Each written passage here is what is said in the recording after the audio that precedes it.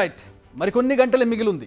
దేశం మొత్తం టీవీలకు అతుక్కుపోయేందుకు, పరుగుల వర్షం కురిసేందుకు, సిక్సర్లు ఫోర్ల మోతం మోగేందుకు, ఐపీఎల్ 2024 సీజన్కు వెల్కమ్ చెప్పేందుకు కౌంట్ డౌన్ కంటిన్యూ అవుతోంది.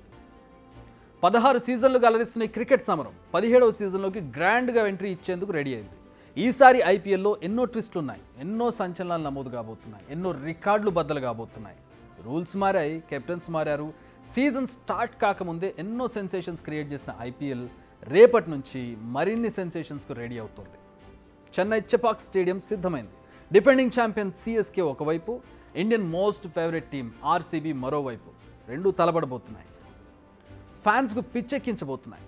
ఒకరిది హోమ్ గ్రౌండ్, మరొకరిది ఆడిన ప్రతి ఫస్ట్ మ్యాచ్ గెలిచిన ట్రాక్ రికార్డ్. మరి ఏది గెలవబోతుంది అనేది ఇప్పుడు ఇంట్రెస్టింగ్గా మారింది.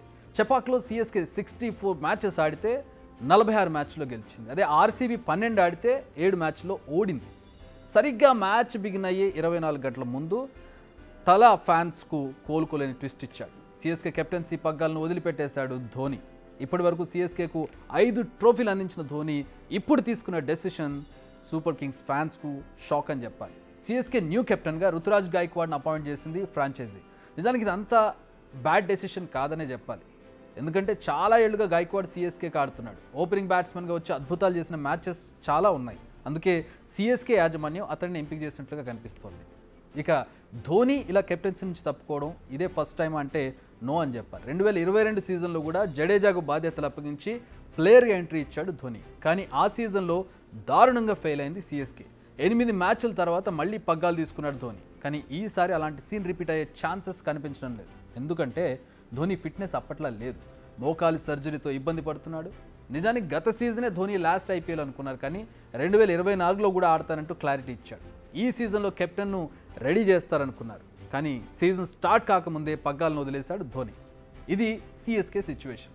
ఇక మరో టీం కూడా కెప్టెన్ను మార్చేసి హాట్ టాపిక్గా మారిపోయింది. ఇప్పటికే మీకు క్లారిటీ వచ్చేసి ఉంటుంది. అదే ముంబై ఇండియన్స్. ఫామ్లో ఉన్న రోహిత్ శర్మను తప్పించేసి గుజరాత్ టైటన్స్ కెప్టెన్గా ఉన్న హార్దిక్ పాండ్యాను ముంబై కెప్టెన్గా చేసింది ఆ టీం మేనేజ్మెంట్. ఇది కాస్త కాంట్రవర్షియల్గా మారింది. రోహిత్ ఫ్యాన్స్ ఫైర్ అయ్యారు. అసలు పాండ్యా కెప్టెన్స్లో రోహిత్ ఆడతాడా అనే డౌట్స్ కూడా వచ్చాయి. కానీ ప్రాక్టీస్ సెషన్ సందర్భంగా ఇద్దరు సరదాగా ఉన్న వీడియోస్ వైరల్ కావడంతో ఓకే, రోహిత్ టీంలోనే ఉన్నాడని ఫ్యాన్స్ హ్యాపీగా ఫీల్ అయ్యారు. కానీ టీంకు ఎన్నో ట్రోఫీలు అందించిన రోహిత్ను ఇలా పక్కన పెట్టేయడం ఇప్పటికీ ముంబై ఫ్యాన్స్కు డైజెస్ట్ కావడం లేదు. ఇక యాక్సిడెంట్లో చావు అంచుల దాకా వెళ్ళి వెనక్కి వచ్చిన రిషబ్ పంత్ ఈ సీజన్తోనే క్రికెట్కు రీ ఎంట్రీ ఇస్తున్నాడు. 2022 డిసెంబర్లో జరిగిన యాక్సిడెంట్ తర్వాత అతను మామూలుగా నడిచేందుకు చాలా టైం పట్టింది. కానీ వేగంగా కోలుకుని మళ్ళీ ఢిల్లీ క్యాపిటల్స్ కెప్టెన్గా రీ ఎంట్రీ ఇస్తున్నాడు. దీంతో రిషబ్ ఫ్యాన్స్ ఖుషి. తాను బతికి ఉన్నాను, అదే చాలని చెప్పిన పంత్ ఎలాంటి సెన్సేషన్స్ క్రియేట్ చేస్తాడని వెయిట్ చేస్తున్నారు అతని ఫ్యాన్స్. ఇక చాలామంది ప్లేయర్స్ వారి ఓన్ టీమ్స్కు కమ్ బ్యాక్ ఇచ్చారు ఈ సీజన్లో.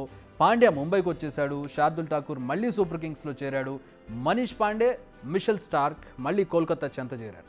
వీరితో పాటు మరోసారి యంగ్ ప్లేయర్స్ మెరుపులు మెరిపించేందుకు కూడా రెడీ అవుతున్నారు. యశస్వి జైస్వాల్, రింకు సింగ్, ఉమ్రాన్ మాలిక్, మౌసిన్ ఖాన్, తిలక్ వర్మ, ముఖేష్ చౌదరి, యష్ దయాల్, అభిషేక్ శర్మ ఇలా ఎంతోమంది ప్లేయర్లు ఈసారి మెరుపులు మెరిపిస్తారని చాలా ఎక్స్పెక్టేషన్స్ ఉన్నాయి. ఇక ఈ సీజన్లో కొన్ని రూల్స్ కూడా మారాయి.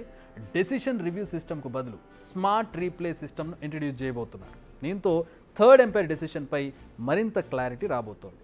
దీనికోసం మొత్తం 8 హాక్ ఐ కెమెరాలను ఏర్పాటు చేస్తారు. ఇక బౌన్సర్ రూల్ కూడా మారింది. ఈ సీజన్ నుంచి ప్రతి ఓవర్లలో 2 బౌన్సర్లు వేసుకోవచ్చు. ఇంతకుముందు ఒక బౌన్సర్కి మాత్రమే పర్మిషన్ ఉండేది. రెండో బాల్ వేస్తే దాన్ని నో బాల్గా పరిగణించేవారు. అయితే ఐసీసీ తీసుకొచ్చిన స్టాప్ క్లాక్ రూల్ను మాత్రం ఇంప్లిమెంట్ చేయడం లేదు. ఇక 16 సీజన్లు గడిచిపోయినా ఇంతవరకు ట్రోఫీని ముద్దాడని టీమ్స్ చాలా ఉన్నాయి. ఫైనల్కు వెళ్ళి ఓడిన టీమ్స్ 3 ఉన్నాయి. అవే బెంగళూరు, ఢిల్లీ, పంజాబ్. మరి ఈసారి అయినా అవి ట్రోఫీని లిఫ్ట్ చేస్తాయా? పంజాబ్ కింగ్ అవుతుందా? ఢిల్లీ దడదడలాడిస్తుందా? లక్నో జైంట్స్ సూపర్ పర్ఫార్మెన్స్తో అదరగొడుతుందా? సిఎస్కే 6వసారి కప్పు కొడుతుందా లేక సారీ చెబుతుందా? ముంబై మళ్ళీ మాయ చేస్తుందా? గుజరాత్ లాస్ట్ ఇయర్ లాగానే చెలరేగిపోతుందా? సన్ రైజర్స్ రైజ్ అవుతారా? చివరిగా ఈసాలా కప్ నామ్దే అని ప్రతి ఏటా చెబుతున్న బెంగళూరు ఫ్యాన్స్ వాళ్ళ బెంగ తీరుతుందా? ఇది ఇవాల్టి outlook. Stay tuned to Big TV.